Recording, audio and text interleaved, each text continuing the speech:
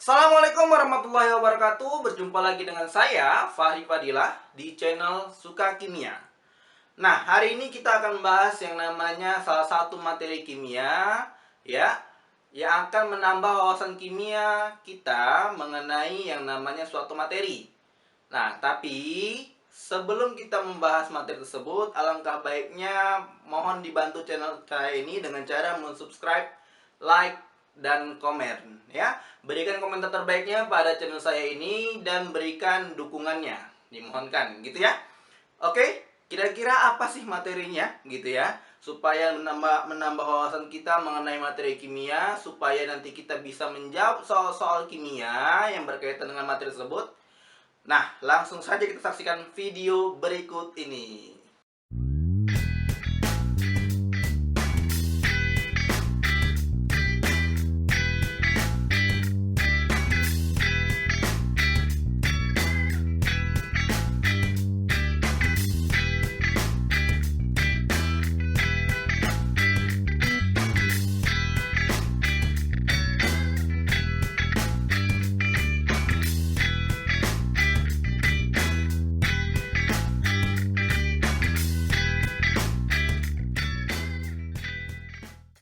Teori asam basa. Nah, hari ini adik-adik ya, kita belajar yang namanya materi kelas 11, yaitu mengenai yang namanya teori asam dan basa. Oke ya? Oke, langsung saja. Jadi teori asam basa ini biasanya ada 3 ahli ya yang sangat terkenal yang merumuskan apa sih itu asam, apa itu basa, gitu ya. Yang pertama ada yang namanya menurut si Bapak Arrhenius ya. Bapak Arrhenius ya, Arrhenius. Ya, Arrhenius bahwasanya dia mengatakan ya, dia mengatakan bahwasanya pada adik ya, asam ya, asam adalah dikatakan asam apabila larutan ya, larutan menghasilkan H positif ya di dalam di dalam air ya, di dalam air.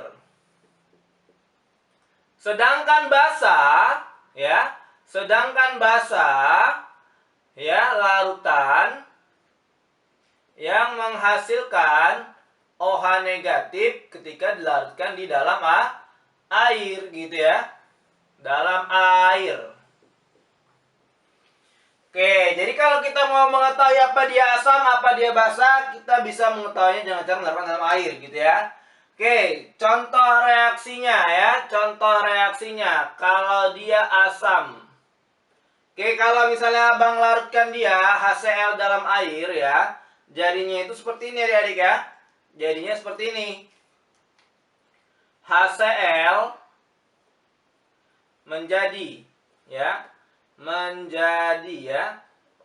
Tanda panahnya naik ke atas deh ya. Oke, menjadi H positif ditambah Cl negatif.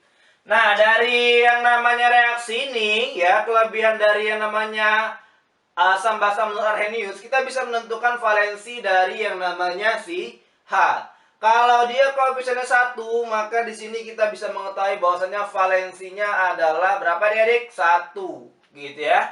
Nah, contoh lainnya bang, oke abang kasih. Misalnya kita bikin adalah H2SO4. Oke adik-adik ya.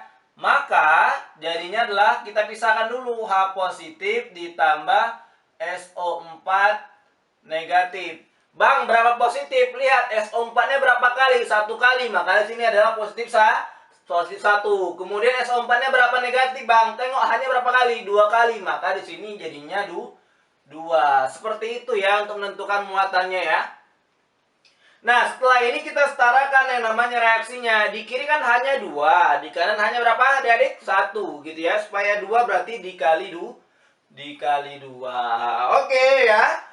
Begitu juga seterusnya. Jadi kalau misalnya sampai 3 gimana bang? Misalnya H3PO4. Kalau kita ionisasi jadinya apa bang? Jadinya H positif juga gitu ya, ditambah PO4. negatif. Berapa negatif, Bang? Perhatikan hanya berapa? 3. Maka di sini jadinya 3. Oke ya? Berapa positif, Bang? P4 berapa kali, Dek? 1 kali kan? Berarti jadinya positif positif 1. Di kiri hanya berapa? 3. Di kanan hanya berapa? 1. Maka supaya 3 adik-adik, berarti dikali 3. Oke. Berarti yang ini ya, dari sini kita bisa mengetahui bahwasannya ini valensinya adalah 2. Dari mana? Perhatikan hanya ya, 2. Kemudian ini valensinya adalah 3. Gitu ya. Oke adik-adik ya. Nah, kita lanjut ke misalnya, kan tadi itu kan yang namanya asam. Kenapa asam? Karena dia menghasilkan H positif. Gitu ya. Nah, kalau basa gimana, Bang? Perhatikan ya adik-adik ya. Misalnya membuat LiOH. Ya. LiOH jadinya apa, adik? Li positif ditambah OH negatif. Berapa positif, Bang? Lihat OH-nya berapa kali? 1 kali. Maka sini jadinya positif positif 1. Kemudian OH-nya negatifnya berapa kali? 1 kali. Kenapa? Li-nya 1. Oke, lanjut. Contoh yang lainnya adalah BaOH 2 kali ya. Jadinya gimana, adik? Ba ya, positif ya.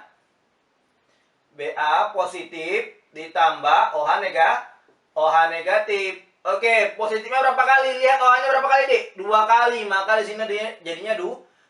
Negatifnya berapa kali, Dek? Perhatikan BA-nya berapa kali? 1 kan? Maka sini negatif 1. Oke ya. Di kiri OH-nya 2, Bang. Di kanan 1. Oke, kita setarakan, Dek. Tinggal ditambah yang namanya 2. Oke ya. Nah, kemudian lagi kalau kita menentukan valensi yang lain gimana, Bang? Contoh bahasa yang valensi 3 adalah AlOH 3 kali. Oke ya? Nah, dari sini adik-adik ya, dari sini kita bisa menentukan bahwasanya Al positif ditambah OH negatif, gitu ya. Nah, berapa positif dia? Oke, berapa positif dia si Al-nya? Perhatikan AH-nya berapa? OH-nya berapa kali? 3. Berarti sini 3 positif. Sedangkan OH-nya berapa kali, Dek? AL berapa kali? 1 kan? Maka sini negatif 1. Di kiri OH-nya 3, Bang. Di kanan OH-nya berapa? 1. Supaya 3 diapain? Ya, dikali 3. Oke ya, dari sini kita bisa menentukan valensinya berapa dari yang namanya si OH-nya. Ini valensinya berapa, Dek? 1. Karena OH-nya 1 kan? Ini valensinya berapa, Dek? 2. Karena OH-nya 2, gitu ya. Oke, ini valensinya 3. Oke ya.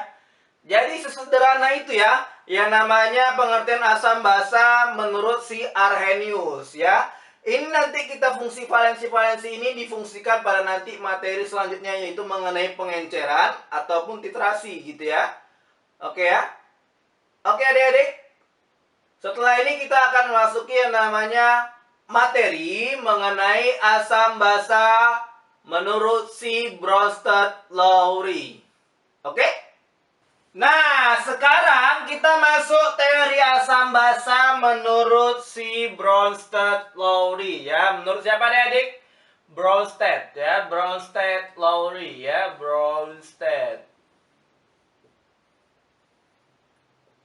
Bronsted-Lowry ya. Oke, menurut si Bronsted-Lowry ini ya, bahwasanya larutan asam ya adalah larutan yang mendonorkan ya. Larutan yang mendonorkan ya, yang mendonor proton ya, mendonor proton dalam kurung H positif. Oke ya. Sedangkan basa ya adik-adik ya, basa itu kebalikannya. Kalau ada mendonor itu apa?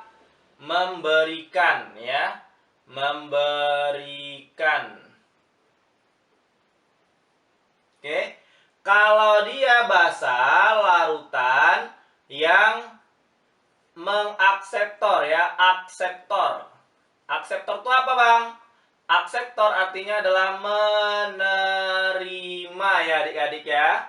Menerima. Oke, Bang nggak ngerti kami. Oke, langsung aja Bang bikin contohnya adik-adik ya.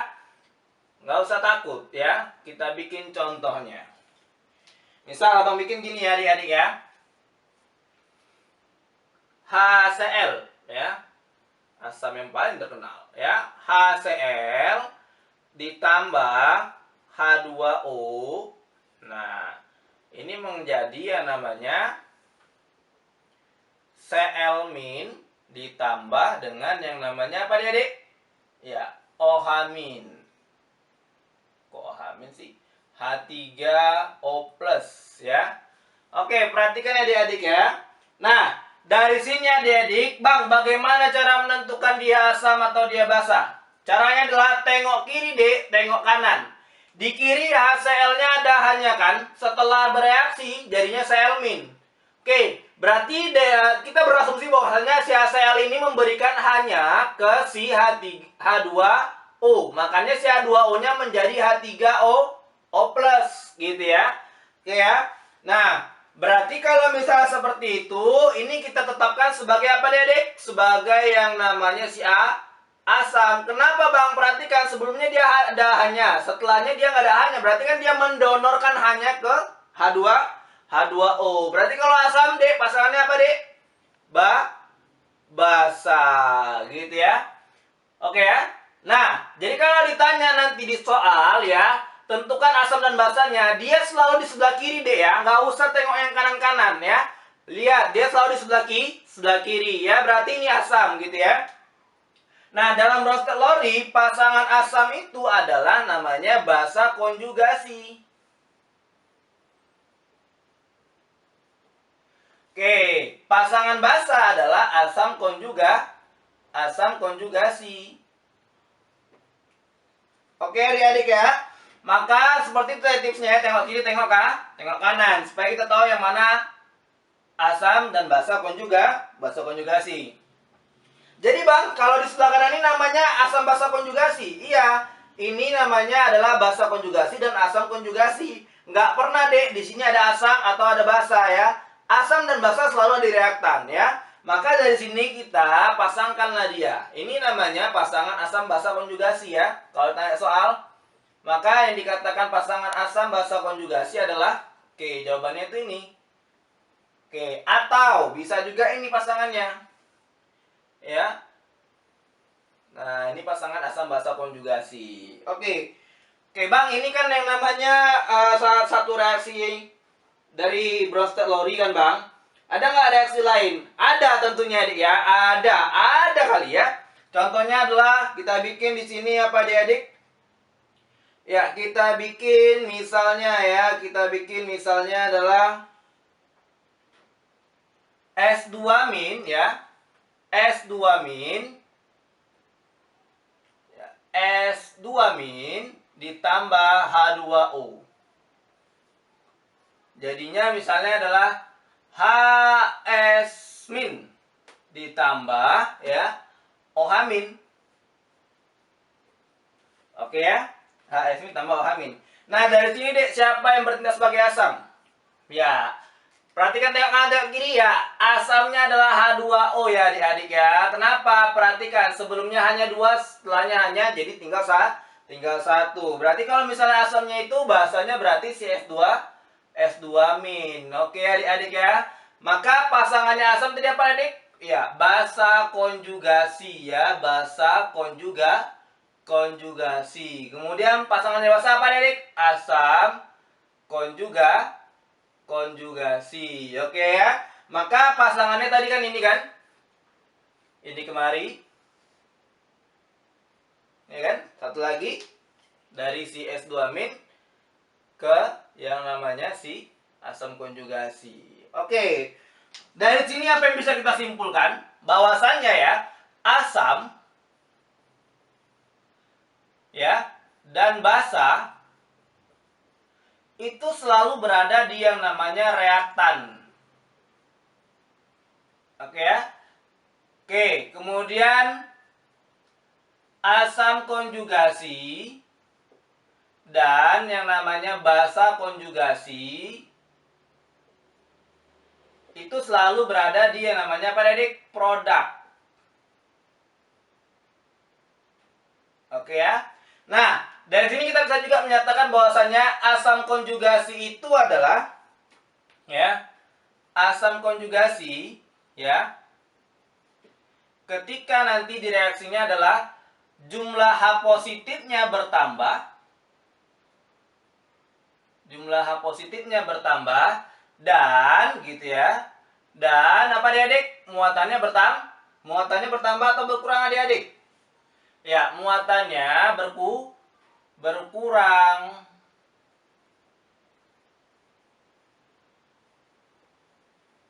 Perhatikan, di sini muatannya berapa? -2. Setelah itu muatannya jadi -1. Maksudnya gini, ini dia menangkap 2 elektron, setelahnya dia menangkap 1 elektron, gitu ya. Kalau dia basa konjugasi, ya, basa konjugasi, oke, H positifnya berkurang dan muatannya bertambah. Oke ya. Perhatikan, ini kan hanya 2, jadinya hanya 1 kan. Nah, muatannya dalam kimia kalau min ini artinya apa? Muatannya bertambah berapa, Dik? Bertambah 1. Ingat ya, kembali ya ikatan ion ya. Oke ya, sekian ya materi mengenai yang namanya teori asam basa menurut Brewster-Lowry. Setelah ini kita masuk teori asam basa menurut si Lewis. Oke? Nah, sekarang kita masuk ya mengenai teori asam basa yang terakhir, yaitu mengenai teori asam basa menurut si ya Bapak Lewis ya. Lewis. Bukan Mike Lewis artis ya, Lewis nama dia memang. Oke ya. Nah, jadi adik-adik menurut si Lewis ini bahwasannya asam adalah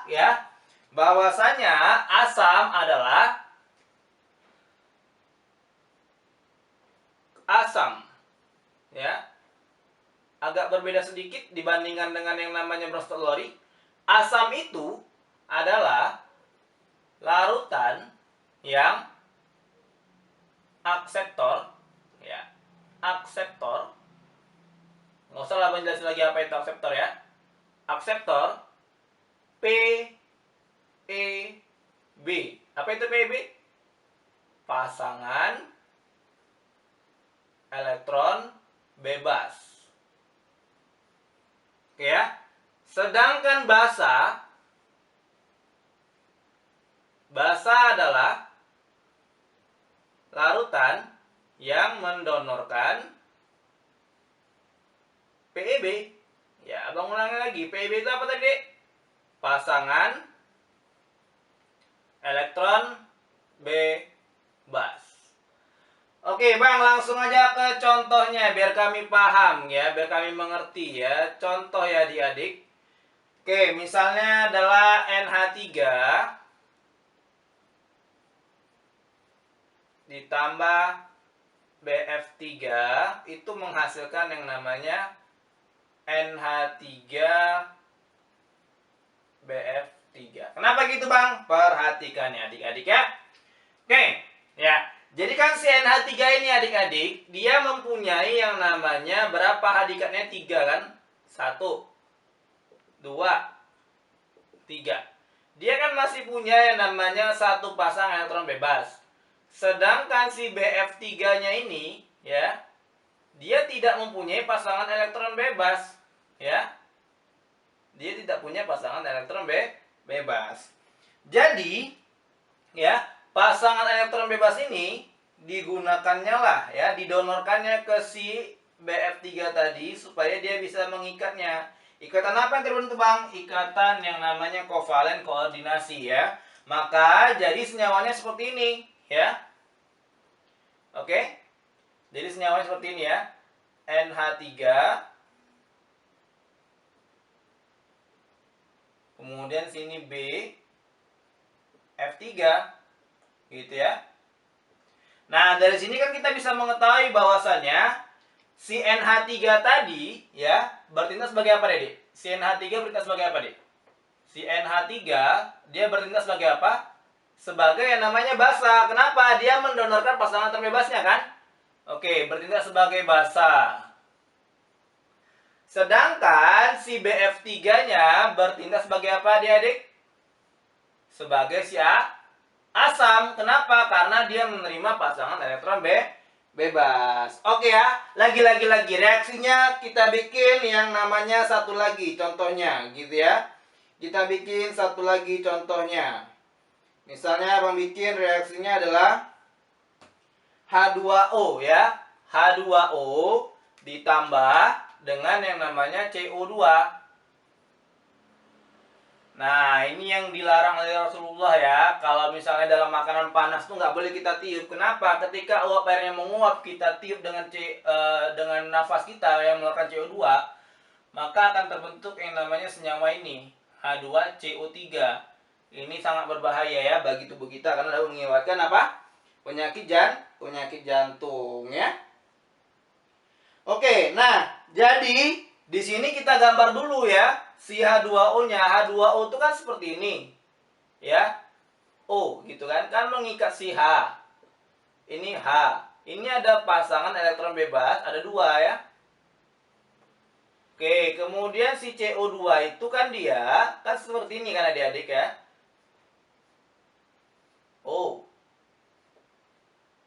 O gitu kan. Nah, jadi si CO2-nya ini kan dia oke ya. Nah, seperti ini kan adik-adik. Nah, makanya nanti terbentuk yang namanya H2CO3 yang mana senyawanya itu seperti ini adik-adik ya. Senyawa H2CO3 itu seperti ini ya. Yang terbentuknya agak rumit ya menjelaskan mekanisme reaksinya ya. Ini biasanya terjadi di mekanisme reaksi ya. Oke, jadinya seperti ini ya. Sini O jadinya gitu ya. Oke, kemudian sini H ya. Kemudian nanti di sini ada si C-nya. Di sini si O ya. Dengan dua pasang elektron bebas. Sini H-nya lagi. Nah, kemudian apa yang kurang ada di situ ya? Apa yang kurang lagi? Iya, satu lagi O-nya. Tangkap 2. Kan si C itu maksimal tangannya 4. Oke adik-adik ya. Oke, nah dari sini kita bisa mengetahui yang mana yang bertindak sebagai asam, yang mana yang bertindak sebagai basa. Asam adalah si ya, CO2 bertindak sebagai apa adik-adik? Sebagai yang namanya asam. Kenapa? Karena dia menerima pasangan elektron bebas. Sedangkan H2O bertindak sebagai yang namanya basa gitu ya. Bertindak sebagai yang namanya basa. Kelebihan dari yang namanya teori asam basa Lewis ini, dia dapat yang namanya menggambarkan reaksi senyawa ion kompleks gitu ya. Oke, apa itu Bang? Nanti itu dipelajari kelas 3 ya. Oke, sekian ya materi mengenai teori asam basa. Udah asam basa Arrhenius, Brothelry dan Lewis. Semoga bermanfaat ya. Tapi yang terakhir ini Lewis ini jarang ya reaksinya digunakan di soal-soal SBMPTN gitu ya. Semoga bermanfaat materi yang Abang sampaikan kepada kalian. Jangan lupa bantu channel YouTube Abang ini semoga lebih berkembang lagi gitu ya. Tonton videonya secara cermat, secara berturut-turut gitu ya, supaya jangan miss informasinya. Kenapa? Karena materi kimia ini berkaitan satu sama lainnya. Oke, akhirul kalam, Abang akhiri. Assalamualaikum warahmatullahi wabarakatuh.